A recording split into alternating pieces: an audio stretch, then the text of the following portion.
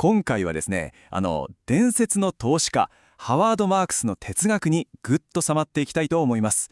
同じ情報を見ているはずなのに、なぜか投資の結果って人によって全然違ってきますよね。その答えが実はここにあるんです。さあ、彼の思考の世界へ一緒に飛び込んでいきましょう。投資の世界って本当に不思議な謎があると思いませんか？だって誰もが同じニュースを見て同じような決算情報にアクセスできる時代じゃないですか。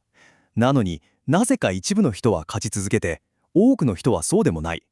この根本的な違いって一体どこから来るんでしょうかね。その答えは未来を当てるみたいな何か特別な能力にあるわけじゃないんですよ。実はある伝説的な投資家が提唱する全く異なる思考の OS、考え方の根本にあるんです。その達人こそがオークツリーキャピタルの共同創業者ハワード・マークスです。かのウォーレン・バフェットでさえ最も尊敬する投資家の一人だと言わしめるほどの人物。まさに市場の心理とリスクを読むプロ中のプロなんですね。で、彼のすごいところっていうのはただ単に割安な会社を見つけるのがうまいってだけじゃないんです。市場を本当に動かしているのは数字やデータだけじゃなくて、そこにいる人々の感情だったりリスクに対する考え方なんだっていうことを見抜いてる点なんですよね。言ってみれば市場心理の独身術師みたいな存在なんです。そしてこれが彼の哲学のまさにど真ん中を貫く考え方です。未来を正確に予測することよりも致命的な間違いを避けることの方が重要だ。つまりですね、大きな利益を狙う前にまず市場から退場させられないこと。このサバイバル精神こそ私たち個人投資家が何よりもまず学ぶべき教訓なんじゃないでしょうか。では彼の哲学の第一の柱を具体的に見ていきましょう。それは市場を支配しているものすごく強力な力、そう、サイクルを理解することなんです。マークスは市場を不利子に例えるんですね。市場っていうのは常に楽観が行き過ぎた熱狂の状態と逆に悲観が行き過ぎた恐怖の状態、この2つの極端な感情の間を行ったり来たりしているだけなんだと彼は言うんです。つまりですね、振り子が今正確にどの位置にあるかなんて完璧に当てる必要は全くないんです。大事なのは市場の空気感というか熱を肌で感じることなんですね。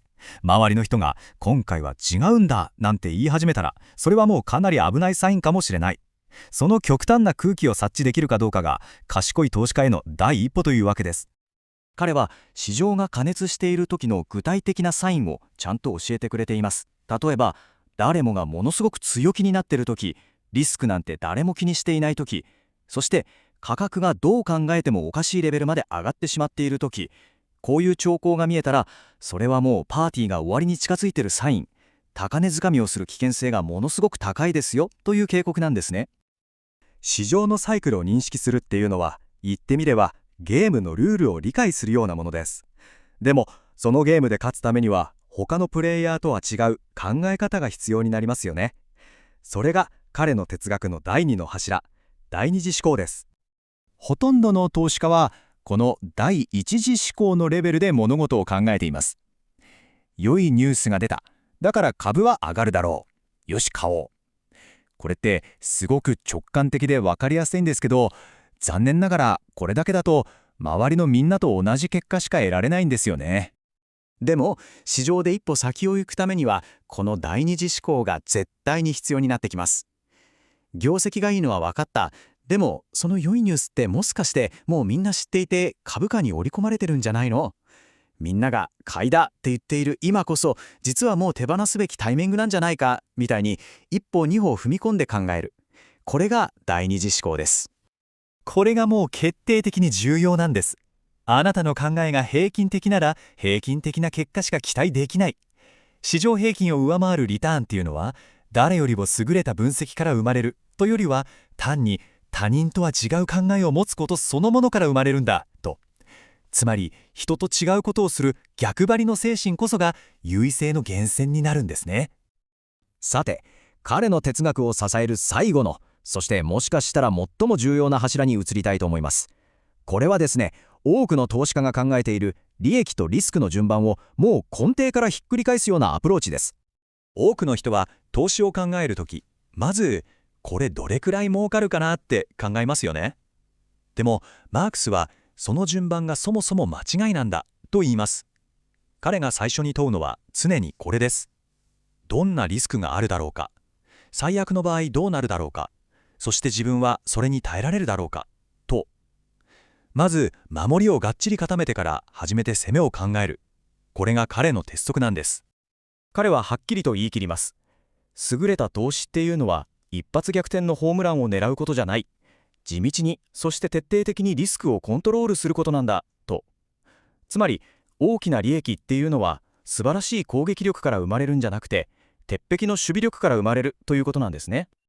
ここで一つ大事なのは、彼が恐れているリスクの種類です。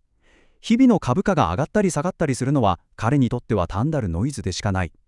彼が本当に恐れているのは資本の永久損失、つまり二度と取り返しのつかない致命的なダメージのことです。一時的に評価額が下がってもまた戻ってくれば問題ないですよね。でもその価値が完全にゼロになってしまったらもう次のチャンスはないわけですから。さて、ここまで見てきたハワード・マークスの深い哲学を私たちが明日からすぐに使えるように3つのシンプルな教訓にまとめてみましょう。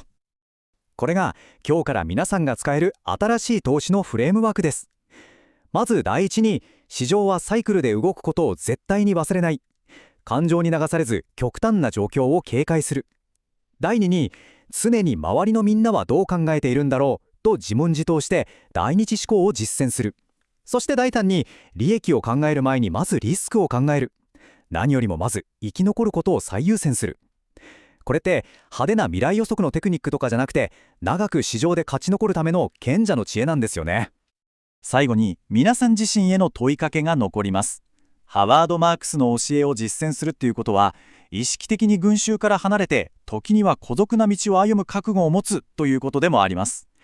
さあ、あなたは平均的な思考から抜け出して、その他大勢とは違う結果を手にする準備ができていますか？